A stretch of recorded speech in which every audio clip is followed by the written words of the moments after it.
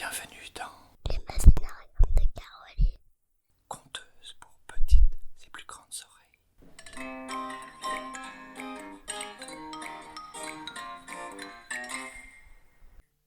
Prenez place, je vais vous raconter La fabrique des maîtresses. Une histoire de Claire Renaud et Vincent Villeminot, illustrée par Fred Muletier. Comment fait-on pour savoir toutes les leçons, pour répondre à toutes les questions et pour avoir un beau chignon? Comment devient-on une maîtresse parfaite? C'est un secret bien gardé, mais je vais vous le dévoiler.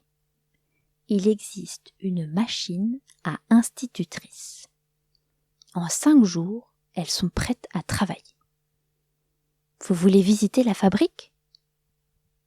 Le lundi, avant les vacances d'été, des dizaines de jeunes filles attendent devant une porte d'entrée. Tout à coup, un sifflet retentit. Et c'est parti, elles seront maîtresses vendredi. Elles entrent dans un gros tuyau, sagement, sans se bousculer dans les rangs. Elles tombent sur un tapis mécanique et elles filent d'abord au bloc de métamorphose physique.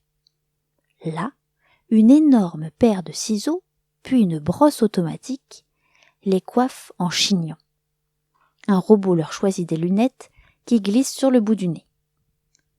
On leur implante un 3e œil dans le dos pour surprendre les élèves qui bavardent. Et hop, on les suspend par les pieds pour ajouter à leurs chaussures des talons qui claquent dans les escaliers à la fin de la récré. Puis la machine les remet à l'endroit.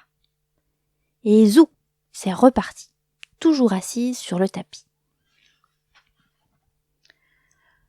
Le mardi, d'autres robots les attendent dans la salle de musculation pour 2 jours de préparation. Il faut que leurs doigts fassent grincer et couiner les feutres et les craies quand elles écriront au tableau. Des électrodes assouplissent leurs bras droits pour qu'elles puissent tracer des cercles et des triangles parfaits et souligner sans trembler les titres des exposés.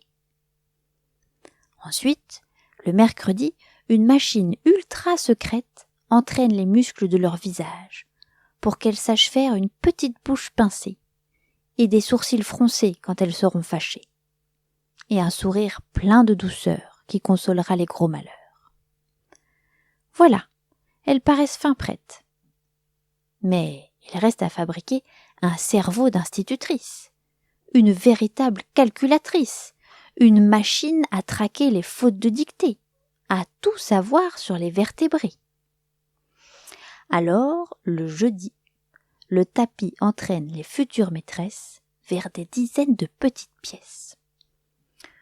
On leur pose un gros casque sur la tête et des ordinateurs leur glissent dans la cervelle des leçons en ribambelle.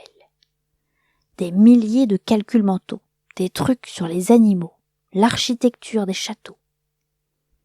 Et puis les multiplications, les accords et les conjugaisons, les rédactions et les chansons. À la fin, elles savent tout. C'est vendredi. Tout est fini. Le tapis emmène toutes les maîtresses vers la sortie.